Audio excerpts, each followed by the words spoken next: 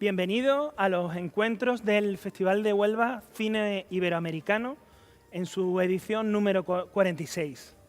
Con él hemos caminado por las calles de Londres, hemos corrido por centros comerciales, saltado por las terrazas del centro de Sevilla y caminado por caminos de tierra.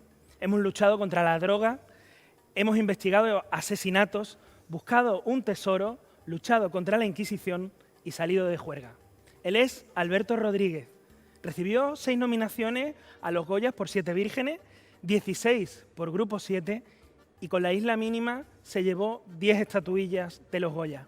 En la historia de los premios ASECAN del cine andaluz ha sido uno de los cineastas más premiados. Es, a día de hoy, uno de los directores más importantes del cine español contemporáneo. Un cineasta que ha pisado los bares de la Alameda de Sevilla, pero también las alfombras de los festivales más prestigiosos del mundo, como la Berlinale o San Sebastián. Tras haber creado una de las series más importantes de la historia de la televisión española, La Peste, ambientada en la Sevilla de finales del siglo XVI, está preparando ya su siguiente película. Pero hoy recibe el premio Ciudad de Huelva. Así que en este particular homenaje nos acompañan Lourdes Palacio, vicepresidenta de la Academia de Cine de Andalucía y presidenta de los ASECAN, la asociación que entrega los premios del cine andaluz, y Alberto. Así que bienvenidos a los dos. Alberto, sé que mantienes una vinculación particular con la ciudad de Huelva y me gustaría saber qué significa para ti recibir este premio Ciudad de Huelva. Pues la verdad es que es todo un honor porque es una ciudad con la que sí que tengo mucho vínculo, primero emocional porque mi hija nació allí, buena parte de mi familia vive allí y tengo grandes amigos en la provincia y luego porque es una ciudad en la que, o sea, es una provincia en la que paso los veranos desde que era un niño y la verdad es que esos largos veranos en los que te vas formando y vas empezando a pensar qué quieres hacer, qué es lo que quieres en el futuro y demás, y todo eso han pasado en Huelva.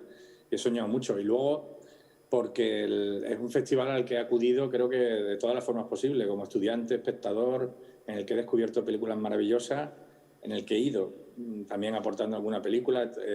He participado en algún taller de guión algún año, como el que organizó Sundance.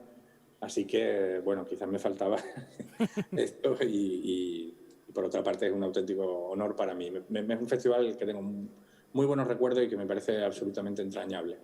Es un punto de comunicación entre cinematografías que difícilmente se encuentran, la verdad. Y eso está muy bien. Lourdes, me comentabas hace poco que había sido compañera de facultad de la llamada generación Cinexin y bueno, me gustaría que me comentaras cómo viviste ese importante grupo de personas que cambiaron la historia del cine andaluz. ¿Cómo lo viste tú en la banca de al lado?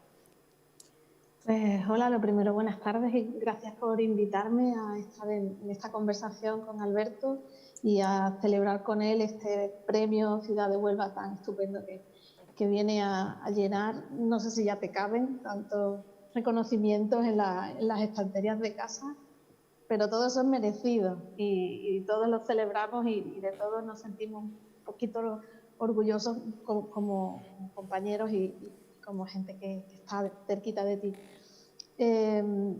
Yo me fui a Sevilla a estudiar en la misma época en la que prácticamente se inauguraba la Facultad de Comunicación de Sevilla. Yo también soy de Huelva y bueno, en Huelva no se podía estudiar cine ni nada parecido. Yo todo el cine que conozco y con el que me he criado siempre fue el cine del Festival Iberoamericano de Huelva, al que me llevaban en el cole, pues me llevaban allí a ver películas por las mañanas, en las sesiones matinales. Y cuando llego a Sevilla, pues entro en la Facultad de Comunicación y había una pandilla por allí que estaban siempre liándola, planeando hacer cosas, reuniéndose y bueno, entrando y saliendo mucho. Eran de estos que te los cruzabas por los pasillos y siempre andaban tramando. Y bueno, yo no estaba en la clase de Alberto, yo estaba en una clase un poquito antes, pero eran compañeros míos de promoción, pues gente fundamental del equipo de profesionales que trabajan con Alberto en sus películas y que ya estaban en las primeras. Estamos hablando de pues, su directora de producción, Manuela Ocón, o de su ayudante de dirección, Ana Baraja, o de su habitual músico, Julio de la Rosa. Todos ellos eran compañeros míos.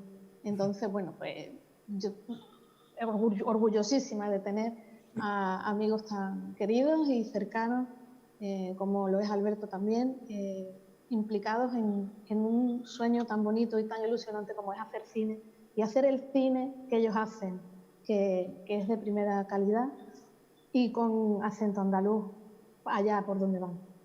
Así que eso es lo que te puedo contar. Alberto, ahora pensando en todo lo que estaba contando Lourdes y recordando esos pasillos de la facultad, ha ido cambiando según ha ido cambiando de sede, pero la filmoteca o el sitio donde veíamos las películas creo que fue un sitio en el que muchos de nosotros aprendimos a amar el cine. No sé si fue también tu caso.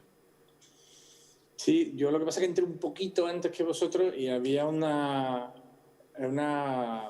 daban un pase especial me parece que eran a las 7:30 de la mañana, de clásicos. Eso no lo recuerdo ya. Mudos. Y yo iba a eso, con unos cuantos más. Algunos días nos quedábamos dormidos, evidentemente, pero ahí vimos buena parte de los grandes clásicos de cine mudo, de Fritz Lang, de Bourneau, de los expresionistas alemanes, etcétera, en esas sesiones que no sé quién era. Me pregunto quién ponía la cinta y nos dejaba allí viendo aquello a esas horas respectivas, pero sí, ahí y luego en la biblioteca, sí, sacamos muchos títulos de esos que estaban directamente grabados de televisión, vamos. Pero la biblioteca era un tesoro, ¿eh? Sí, lo era, sí.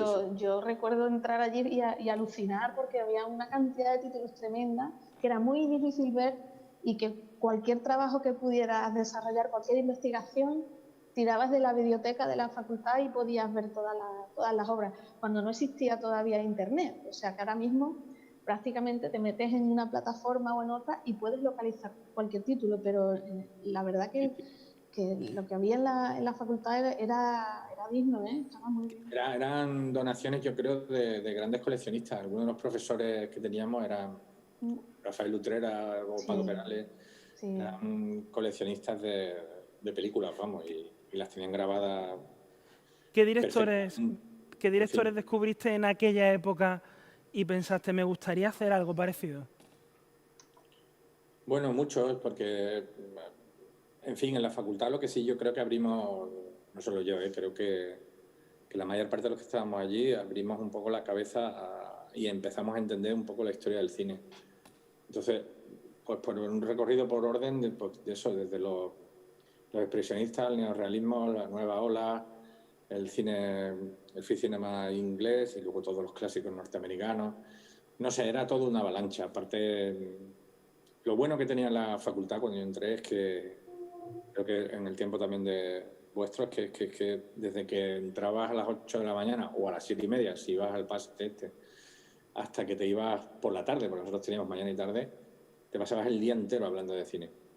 Eso era lo que hacías todo el tiempo. Bueno, de cine, probablemente de lo que venía en el periódico también, porque hablábamos mucho de periodismo, de las dos cosas, de la actualidad, de las noticias del país.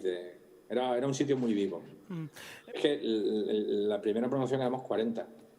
En mi rama, 40 en otra y no sé si eran un poco más en periodismo, pero éramos poquísimos, o sea, una facultad compuesta por 200 personas. Es curioso, Alberto, porque yo creo que se nota en la formación de muchos de vosotros, tanto de tu generación como de los que han venido después, que habéis aprendido cine en una facultad de periodismo y que eso luego se ha traslucido en vuestras películas. No sé si estás de acuerdo.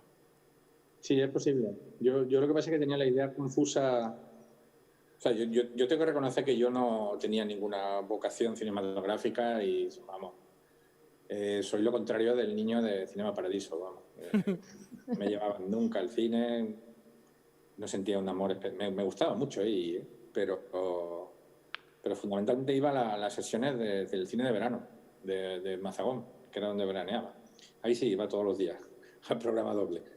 Pero durante el año no. Y tampoco me parecía un medio. Yo quería ser periodista y lo que me gustaba era leer y escribir. Eso me encantaba. Lo que pasó fue que cuando iba a entrar en la facultad, en esta recién inaugurada facultad, un periodista me convenció para que no hiciera periodismo y que probara a hacer imagen y sonido. Y cuando entré allí me di cuenta de que lo que yo quería contar era mucho mejor contarlo a través del cine, que era el gran medio, que lo unía todo, que era interdisciplinar y que permitía y se adaptaba muy bien a mi forma de ver la vida, no sé. Eso es lo que terminó decidiéndome. Y desde el primero ya tenía claro que yo lo que quería era hacer películas. En cambio, lo que siempre te ha gustado mucho, según te he leído, es leer. Y Gervasio Iglesias, que es tu productor de tus películas, dice que siempre has destacado por la capacidad para crear personajes. ¿Cómo creas el alma de tus protagonistas? ¿Hasta qué punto todas esas historias que has leído te ayudan a hacer personajes, no sé si más profundos o más completos? No lo sé, la verdad. Generalmente terminamos creando un personaje o personajes que suelen estar escritos al tema de lo que queremos contar. Nosotros empezamos por ahí, ¿eh? O sea, siempre empezamos por hablar solo del tema. Bueno, hay una cuestión concreta que nos interesa y durante un par de meses Rafael Cobos, que es el otro guionista con el que trabajo, y yo, lo único que hacemos es hablar de por qué esta pregunta este tema concreto nos preocupa, por qué nos preguntamos sobre él. Y ya cuando establecemos de qué va a ir la película, vamos construyendo luego los personajes. En todo caso, quizás tenga que ver con la observación o con que me gusta mucho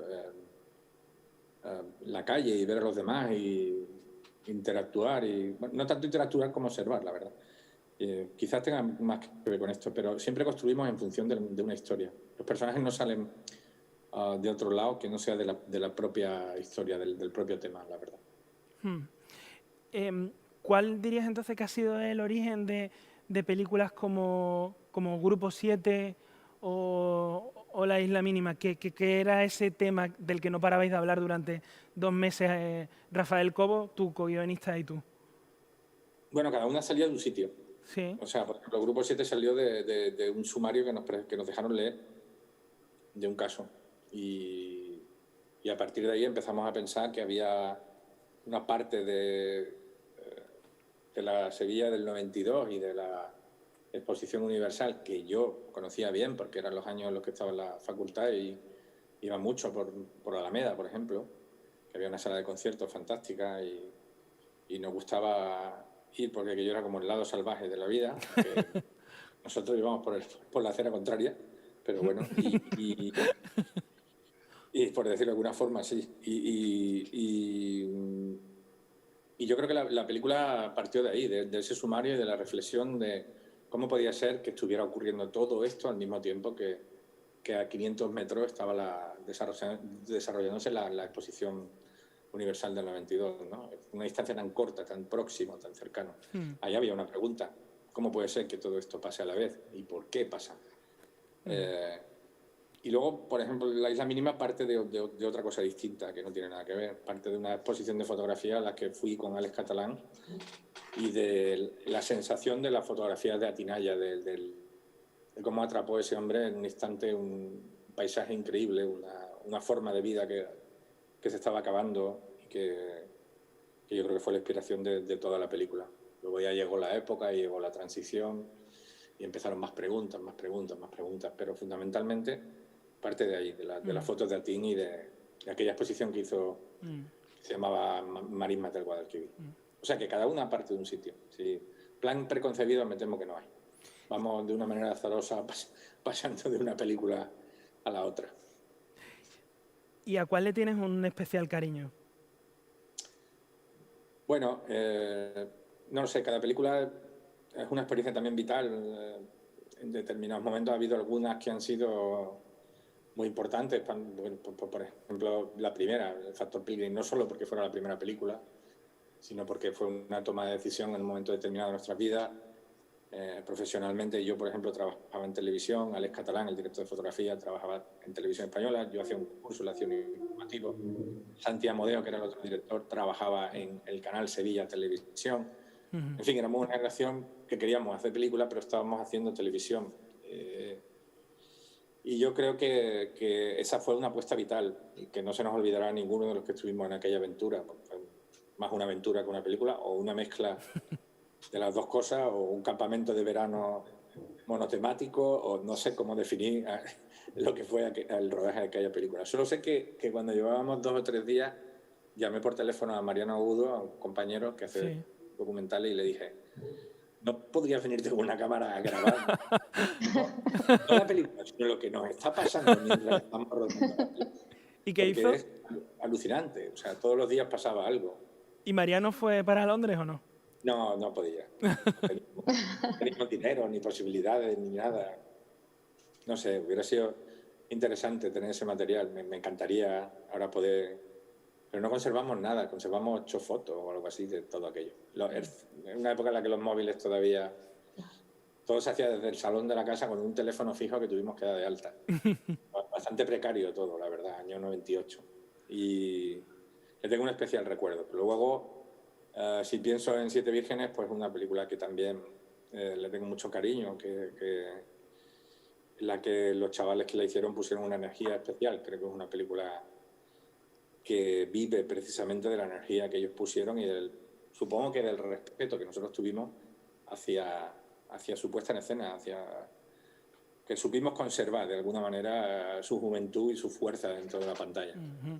De hecho, fue una película que luego nos dio muchas alegrías también desde el punto de vista comercial, porque una película que tuvo una taquilla estupenda, y luego también a nivel de prestigio porque fue nominada a los Goya y fue una película que también nos cambió la vida, ¿no? Me estoy dejando algunas por el camino, pero bueno. Y luego La Isla, porque ha sido la película que nos ha un poco, bueno, con la que yo creo que nos ha reconocido a la Academia. Luego he tenido una vida, la que más suerte he tenido en taquilla, tanto en España como en Francia o en Italia. En Bélgica es una película que se ha puesto en el mundo entero. En Nueva Zelanda, yo qué sé. Sí. Y funciona en todas partes. No sé por qué, porque a priori la película de 2 policías en los años 70 en las marismas del Guadalquivir no parece una ganadora, ¿no? Pero haciendo algo tan local, luego resulta que hay algo universal que parece que es común, ¿no? Y todavía no sé lo que es. Bueno. Cuentas, Gervasio, vamos saltando, pero a mí no sé si os gusta también que vayamos saltando de película a película. A mí me van pasando las imágenes por la cabeza de una a otra, pero recuerdo, vi el otro día un documental de Marta Jiménez sobre ti, y Gervasio decía que pocas veces te has visto tan feliz como en Siete Vírgenes, rodando las escenas de acción y de persecución por mitad del centro comercial. Aparte de la emoción y de la adrenalina, ¿qué representan para ti esas escenas de acción? Bueno, realmente no lo sé, porque supongo que tienen que ver con eso de que el cine en el fondo es un juguete gigantesco que te dejan y en el que de pronto haces que algo que no es verdad, que es mentira completamente, se convierta en verdad, ¿no? Creo que puede que tenga que ver con eso. Pero generalmente, a pesar de lo que diga Gervasio, de lo que yo transmita cuando ruedo, soy mucho más feliz cuando trabajo con los actores que cuando trabajo en algo tan técnico como puede ser una persecución, que sí, que es muy divertido, pero soy más feliz. Por ejemplo, recuerdo que me sentí muy bien el día que terminamos una secuencia de Grupo 7 con el grupo y la caoba en el Garlochí, en un bar al que llegan y ella baila al principio y suena una canción de Bambino, etcétera, etcétera. Ese día recuerdo que terminé de rodar y dije, no sé cómo será la película, pero tenemos una secuencia buena, realmente buena. Y ya está, te vas contento ese día y vale por mucho, ¿eh? Eso, generalmente soy más feliz con los actores que en la parte técnica. Pero vamos, en general, puede que sea eso, ¿eh? Que tenga que ver con esa idea de que hace películas como que te regalan un tren eléctrico gigante y vuelves a tus niños jugando y pasándotelo en grande cada vez que ruedan. Por otra parte es un trabajo, ¿eh? No se puede perder eso de vista, que si no lleva mucha confusión. Ya, ya. Alberto, ¿puedo hacer una pregunta, Alejandro? Por favor, adelante. Como hablas del trabajo con los actores, yo tengo curiosidad por saber si cuando escribes las historias y diseñas esos personajes ya estás pensando en con qué actores quieres trabajar. No, nunca. La verdad es que nunca. Cuando escribimos, yo tengo más la sensación que tiene uno cuando se lee una novela, que es como que el protagonista o la protagonista son una especie de nebulosa. Está como desenfocado todo el tiempo, ¿no? Cuando escribimos un guión suele ser igual, ¿eh? Puede tener 1000 caras. Y luego también la experiencia me ha ido enseñando que a veces te agarras a una imagen que tienes preconcebida para un personaje por un prototipo, o por un prejuicio. Y luego resulta que encuentras a alguien que es mucho más apropiado y sin embargo nunca lo habías imaginado. Nos pasó, por ejemplo, con Estefanía de los Santos en Grupo 7, porque queríamos representar a una señora que era bastante distinta como era ella, y sin embargo ella encajó perfecto en el perfil, o con Jesús Carroza en Siete Vírgenes. Yo a Jesús Carroza recuerdo que le negué 3 veces, porque 3 veces en el casting dije, pero otra vez este tío, pero si este ya ha dicho que no se parece a lo que yo tengo también. Y no me había dado cuenta de que realmente era tan importante para la película. Y finalmente... Así que desde hace muchos años trato de ser muy elástico con eso. O también tenemos la suerte de trabajar con Eva Leira y Yolanda Serrano, que son 2 de las mejores directoras de casting de este país y que me ayudan y me enseñan muchísimo en cada película. Entonces, suelo escucharlas. Prefiero esperar a ver qué opinan ellas. La verdad. Alberto, hay una cosa muy importante de tu cine. Por ejemplo, pues en La Isla Mínima, creo que incluso tú lo has llegado a decir en alguna entrevista, hay ecos de Crónica de un asesino en serie. Siempre digo mal el título de esta película porque cambia del inglés al español. De Bong Joon-ho, que fue el que ganó recientemente el Oscar a Mejor Película. Y desde luego yo le veo algunos puntos de conexión, pero creo que tu gran mérito es haberte traído parte de esa peli y de lo que tú tenías en la cabeza hacia la originalidad de contar tu propia historia, desde hacerlo desde tu terreno personal y también, súper importante, desde un terreno que es el andaluz. ¿Te has convertido de alguna manera en un importante representante de la cultura andaluza, pero sin caer en el tópico? ¿Cómo reflexionas sobre ti mismo, por decirlo de alguna manera? Trato de no hacerlo mucho, la verdad, porque en realidad lo pienso y digo, pues si yo soy el referente estamos perdidos. que no me parece una buena idea. No lo sé, no. Yo qué sé, hemos llegado aquí por una cuestión primero de fe. Creo que Santi Amodeo decía, el Factor Pickling fue una película que se hizo porque no sabíamos que así no se podía hacer una película. Creo que muchas cosas de las que hemos hecho han sido consecuencias de desconocimiento y de ignorar completamente dónde estaban los límites. Y otras muchas también del arrojo y de las ganas por hacer cine y de la necesidad de hacer cine.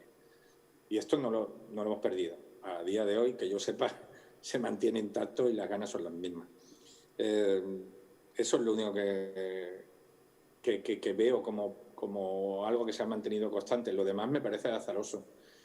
El caso de La Isla Mínima, por ejemplo, sale de muchas películas que había visto y de un género que me apasiona, que es el cine negro. No sé, porque yo veo la película y digo, tiene que ver a lo mejor con la de John Moo, ¿no? con Memories of Murder, pero sí, creo que tiene que ver mucho con que en esa época leí la novela de Bolaño, que me impresionó muchísimo, 2666. Y tiene que ver y no tiene que ver, pero en el fondo, el espíritu de esa novela yo lo siento en la película también. o por lo menos lo que me provocaba a mí cuando la leía. Y tiene que ver con El cebo de Batlle, que es una película española del año 50 y pico. Y no sé, al final, incluso yo creo que hasta con M, de Fritz Lang, El vampiro de Düsseldorf. O sea, sí. Al final digo, a veces me sorprendo a mí mismo porque digo, terminando el montaje de algo, digo, esto me parece que lo he copiado de alguna parte y no sé de dónde. Que no te das cuenta, pues lo haces sin querer. Vamos, no... Normal. Pero yo siempre digo que soy mejor espectador que director. Y me gusta mucho ver películas y me da la sensación de que de todas saco algo. Entonces es posible que al final terminen filtrándose cosas en lo que hacemos. Borges decía lo mismo, que era mejor lector que escritor. Así, pues mira, bueno, eso sí es un referente, ¿ves? Sí, pero bueno, Lourdes, tú que los llevas siguiendo desde hace tanto tiempo, convendrás conmigo en que sí hay una cultura andaluza que se sale de los tópicos en su filmografía, ¿no? Pues claro que sí. Aparte que yo no estoy de acuerdo en eso que ha dicho Alberto de que todo es azar. ¿Cómo? No. Yo tampoco. Detrás de las películas de Alberto hay muchísimo trabajo y muchísima gente con muchísimo talento que no le han regalado nada. Entonces, no, de azar, o sea, el azar está ahí y a todo el mundo le puede tocar la lotería, pero que te toque la lotería cada vez que tú arrancas la cámara, pues como que no. Sí.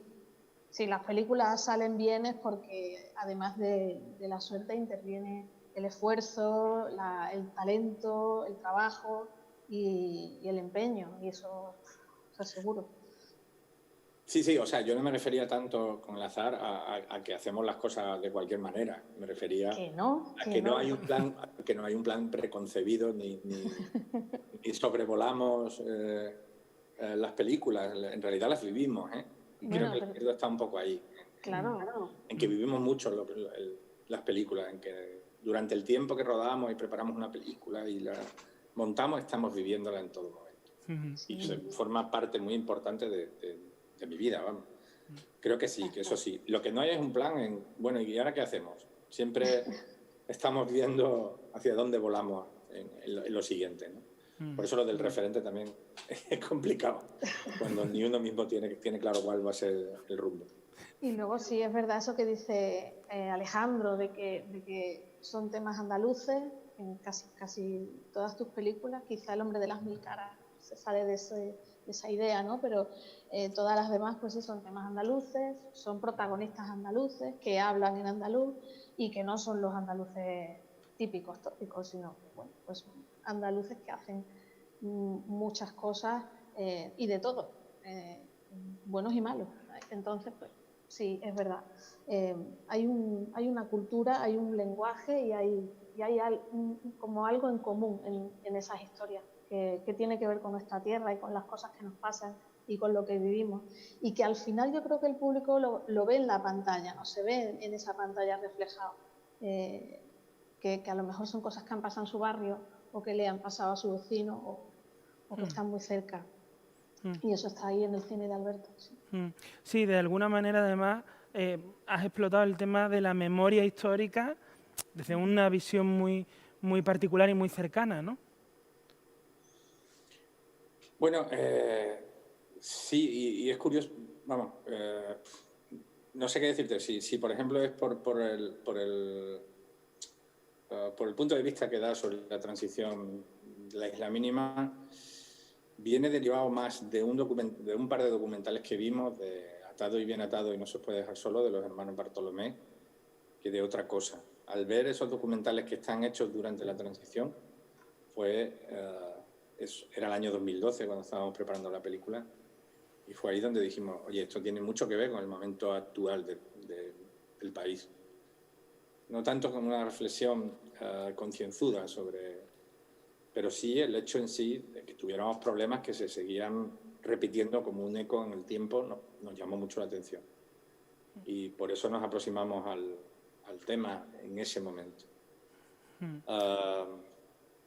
Tampoco se puede ser injusto con la transición, me parece que se hizo lo que se pudo. El problema es que son 40 años en los que yo creo que ha habido tiempo para arreglar ciertas cosas. Ese sí es el problema, no es la transición en sí, es la reflexión posterior. Y yo creo que todavía creo que tenemos la posibilidad de ser el país que queramos y de definirnos como queramos. Eso es importante que algún día lo abordemos. De La Peste me gustaría destacar que es una de las mayores producciones rodadas en la historia de la televisión española, como ya sabemos, y si crees que eso de alguna manera le ha abierto las puertas a otros cineastas, productores andaluces, para, digamos, perderle el miedo a decir, oye, voy a llamar a esta puerta, voy a proponer una serie, ahora que estamos consumiendo tanto en casa, y se está creando un nuevo tejido.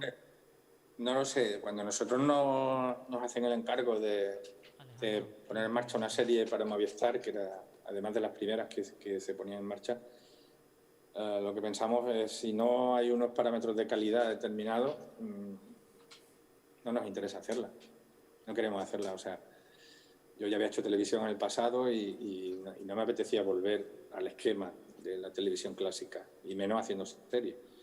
Pero lo que se nos permitió en ese momento fue tener un presupuesto y unos tiempos y una forma de trabajar que se parece bastante a los que tenemos en el cine. Entonces me pareció que, bueno, era una buena oportunidad para reivindicar otra forma de hacer las cosas. Para mí, que soy un ayudante de realización, o fui un ayudante de realización de Canal Sur, durante unos cuantos años, el hecho en sí de que una serie que hayamos hecho aquí se termine emitiendo en la BBC me parece un auténtico... o sea, es la prueba de que la serie está bien hecha. Porque los ingleses prácticamente se inventaron la época. Y que terminen emitiendo una serie hecha en España, pues está muy bien. Y luego, particularmente, sí que durante el rodaje pensábamos muchas veces en la responsabilidad que teníamos de cara a producciones futuras y a que otra gente... O sea, el marcado listón, vamos a decir. Sí. Si nos dan este dinero, la calidad tiene que ser esta. A partir de aquí, está bien, y por debajo de esto no está bien. Y ya está. Así que sí que estábamos muy interesados en ese marchamo de calidad en la serie. Lourdes, me gustaría que esta pregunta la hicieras tú. Sois compañeros ya de la recién creada Academia de Cine de Andalucía. Espero que pronto seamos muchos más, y te dejo que tú le hagas la pregunta que quieras sobre este tema a Alberto. Que le pregunte yo sobre la creación de la Academia de Sí, bueno, os la hago a los dos, en realidad. Vale. ¿Creéis que es importante que exista una casa del cine andaluz donde todos podamos estar juntos, compartir ideas, dar una imagen de unión de un sector andaluz, de un cine andaluz unido? Hombre, yo por supuesto. O sea, yo me reuní con unos cuantos cineastas hace, no sé cuántos años, 25 años quizás o algo así, bueno, con aspirantes a cineastas, y los primeros cortos que hicimos había un cartel gigante que decían: estos cortos no están subvencionados por la Junta de Andalucía. Así empezamos. Era una forma de hacer cine y era una forma de reivindicar que teníamos derecho a empezar de alguna manera. Si hubiéramos tenido una academia en ese momento, probablemente hubiéramos tenido un interlocutor, alguien con el que hablar y al que ya hacerle llegar, oye, es que estamos aquí, que queremos hacer cine y que no sabemos cómo podemos encontrar financiación, cómo podemos arrancar nuestros proyectos. Yo creo que tiene que servir, aparte de para sentirnos unidos, que en el fondo ha sido lo que nos ha dado la fuerza siempre a la gente de aquí, el haber permanecido unidos, como para que la academia articule también y sea el vehículo para poder hablar con cualquier tipo de administración y con quien sea. Tiene que ser así, me parece. No sé, Lourdes, Sí. Lo puedes ampliar así. Yo estoy totalmente de acuerdo con lo que acaba de decir Alberto. El otro día, en una presentación de un libro, decía Antonio de la Torre, era un libro sobre cine andaluz, que ha escrito el profesor Manuel Blanco, que en Andalucía hay talento y se hacen buenas obras, pero que no hay industria. Que aquí se hacen unas cuantas películas al año y el resto del año los estupendos técnicos del cine y del audiovisual andaluz pasan verdaderos apuros y tienen que completar el dinero que tienen para vivir con otras actividades, porque no hay suficiente trabajo en Andalucía para vivir solamente del cine. Yo creo que Andalucía tiene una industria incipiente, muy prometedora, pujante y que está en el primer nivel en sus productos y sus obras a primer nivel nacional, pero que necesita el respaldo institucional. Y el respaldo institucional tiene que venir de la mano de una academia que la Junta apoye, que la Junta de Andalucía respalde y que garantice que la industria se puede propulsar mucho más y se puede asentar y puede dar trabajo y estabilidad a todo el sector. Un sector que además en este año tan complicado que hemos vivido lo ha pasado muy mal. Lo ha pasado muy mal como una pata de los sectores culturales importantes, siendo además un sector que podría ser estratégico económicamente por muchísimas patas que tiene el sector del cine en Andalucía, desde el punto de vista de los rodajes, desde el punto de vista de cómo exportamos nuestra cultura a través de nuestras obras y, por supuesto, desde la propia actividad de la producción cinematográfica. Todo eso tiene que apoyarse, todo eso tiene que sostenerse de alguna manera. Cualquier sector económico, cualquiera, recibe ayudas, muchas más ayudas de las que recibe el sector del audiovisual y del cine. Entonces, si hay que proteger la cultura, imagínate si tenemos que proteger a este sector tan importante que habla tanto de nosotros. La Academia viene a eso. La Academia viene a recordarle a la Junta de Andalucía y a recordarle a otros organismos oficiales que el cine es un valor que tenemos que apoyar y que desde ese sitio espero que todos podamos aportar nuestro granito de arena. En la Academia mi participación pues es motivada por el trabajo que desde hace mucho tiempo hace la Asociación de Escritores y Escritoras del Cine de Andalucía por la promoción del cine andaluz a través de los premios ASECAN, pero espero que podamos seguir trabajando en esa línea, no solo en los premios que también tendrá que asumir la Academia, sino en otro tipo de acciones promocionales y de fomento y de conocimiento y de investigación de nuestro cine y de la riqueza que conlleva y que puede llegar a conllevar si recibe realmente el respaldo que merece. Y que recibe el cine, por cierto, en otros países de forma totalmente decidida, como en Francia. Allí el cine no se cuestiona, la cultura no se cuestiona, no es algo que tengamos que ver si un partido lo apoya o no lo apoya, no. Eso no entra en discusión. Yo creo que tenemos que aspirar a eso, jamás. Alberto, sé que soñáis, incluso de una manera muy avanzada, con hacer ciencia ficción. Pero que en este momento se os ha adelantado otro proyecto que es un thriller basado en hechos reales. No es exactamente un thriller, es una película carcelaria y que tiene que ver con un momento muy concreto que es posterior a la amnistía de los presos políticos y son los hechos, vamos, que están alrededor de la COPEL, de una especie de sindicato de presos que hubo durante la transición en las cárceles españolas y que me parece muy interesante. Es un proyecto que empezamos en el año 2006 y que hemos retomado durante la pandemia y que espero que se concrete el año que viene, a ver si hay suerte. Parece que la pandemia ha ayudado a retomar esas historias que le teníais un especial, digo en general los creadores, que le teníais un especial cariño, pero que no terminabais de rematar porque os iban entrando otros proyectos, ¿verdad? No ha sido tanto por eso como porque en su día fue una película que se hizo imposible económicamente y ahora parece que es viable. Pero, o sea, que ha sido todo, volvemos al azar, y a la casualidad más que la pandemia. Pero bueno, sí, supongo que todo tiene que ver. Pues hablando de azar, me he encontrado con un buen amigo tuyo, compañero, y según cuenta, vecino tuyo de pequeño, Dani de Zayas, y le digo, sí. ¿Qué le preguntas a Alberto? Y me dice, pregúntale de mi parte que por qué no saca más su vis cómica y hace alguna comedia. Bueno, empecé haciendo 2 comedias. No sé, se me ha ido agriando el carácter, supongo. Es que no solo es vecino vivía en la casa de enfrente, en el barrio donde nos criamos, sino también generalmente cuando ruedas una película, el monitor donde estás viendo las imágenes está al lado del puesto de sonido, que es el que él ocupa.